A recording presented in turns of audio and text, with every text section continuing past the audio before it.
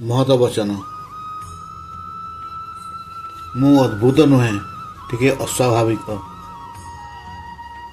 जड़े पागल व्यक्ति और मो भितर केवल गोटे प्रभेद रही।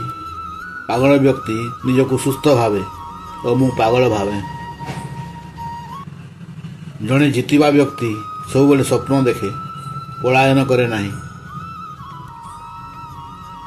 जी घृणा करि पारे सी भल मध्य पाई पारे। अतीत को भूलिबा को चेष्टा कर। मु मो भाग्यर कर्ता और आत्मार अधिनायक अटे। दारिद्र्य एक दुर्घटना नुहे, मनुष्यकृत। सुखर कौन निर्दिष्ट पथ नहीं, ताहा निजे एक पथ। अत्यधिक आसक्ति दुख भोगर कारण होता है। प्रकृत प्रेमर जन्म भावना शक्ति होता है।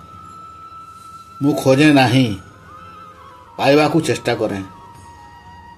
कंप्यूटर अक्रमण्य कारण से केवल उत्तर देता है। तरुण होगा यथेष्ट अधिक समय आवश्यक।